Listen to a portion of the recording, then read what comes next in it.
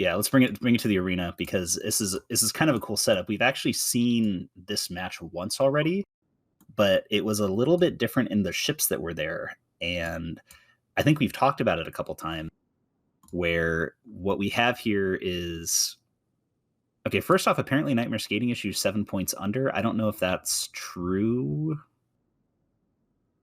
But if it is, that seems like a bit of an oversight on their part. But the flight deck has brought a triple Sleipnir double ham Onyx. So this is a shield rush with 3 Swiftles and 2 Scalpels. And they're going up against a triple Bargus, double Stork, Hyena, 2 Caracals, and 2 Scalpels. So we have a shield rush going up against a heavy missile launcher Bargus kiting setup.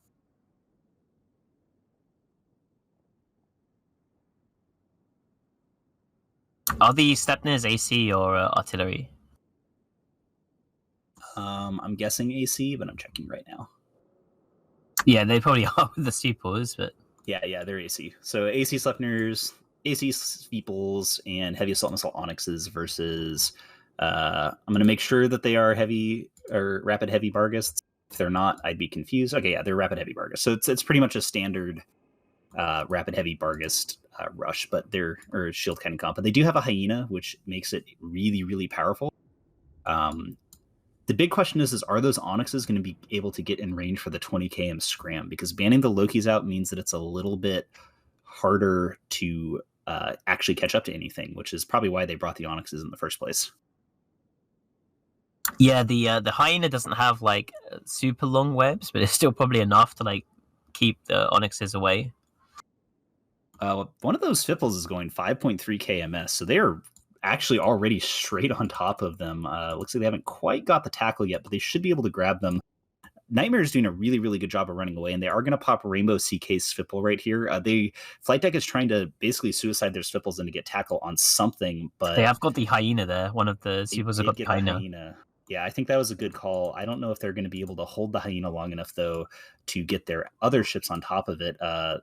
Nope, the Onyx has scrambled a Bargus. So Leon has been scrambled by a Onyx, which means that Bargus is not going to be going anywhere. I do think they need to take that Hyena out, though, as fast as possible, and I'm not sure if they're... tackle as well, so he's actually going to live, probably, because the last people just died.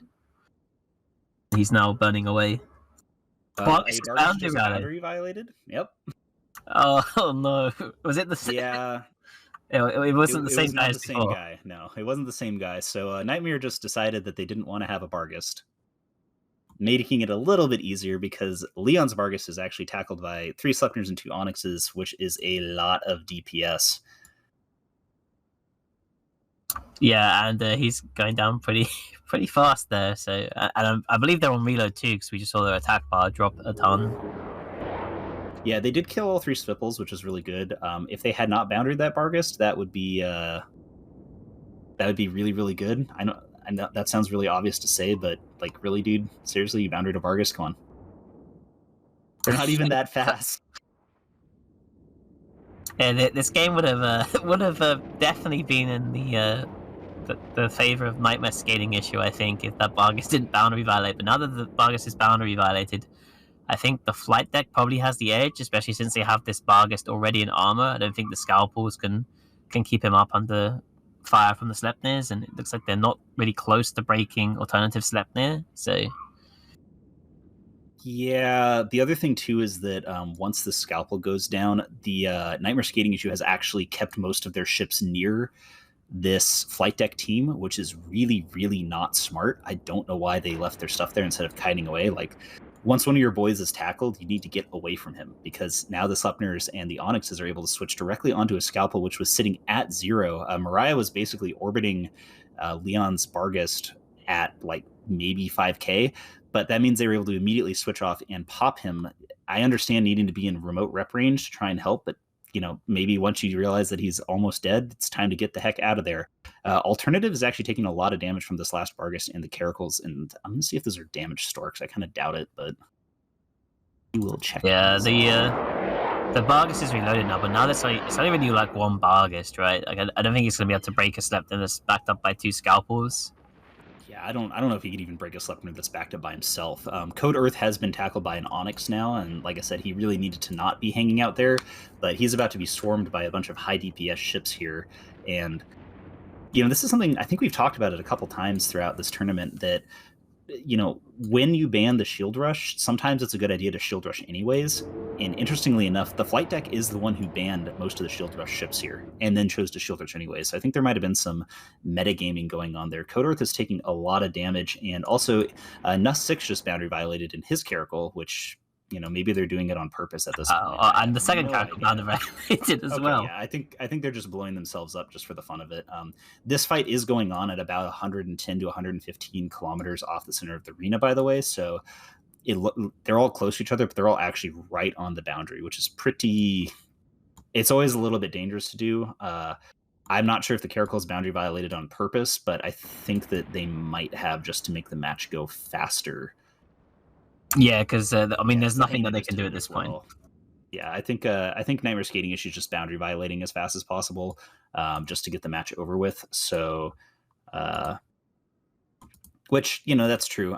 They really need to stop boundary violating, because that will actually be the second game that Nightmare Skating Issue lost potentially due to boundary violations. Since the first one, Light Heaven boundary violated in his Rapier, and this one, Andy decided to lose one of their Bargus by driving off the cliff. So. Yeah, that wasn't good. I think it was definitely they were doing so well. They killed all 3 supers for basically nothing. I mean, their Bargus got tackled there at the end, but when you've got 2 Onyxes and 3 supers charging in, that's kind of to be expected. Just losing that Bargus, losing the rep bots, losing that DPS. I think they could have definitely killed Ordnance Sleipnir, and maybe there would be 2 Bargus versus double Sleipnir with their support still intact. I think they probably would have won without boundary violating. I definitely agree. I'm pretty sure that, they were going to lose a Bargus at some point. There's no way you're going to get away. But I think you're right. They took the Feeples down. They were probably hitting reload again, or almost done reloading, and they probably could have taken a Sleipnir down with the 3 Bargus, or an Onyx, or a Scalpel. They had so many possible targets, but they just chose to not have Bargists, which is really unfortunate.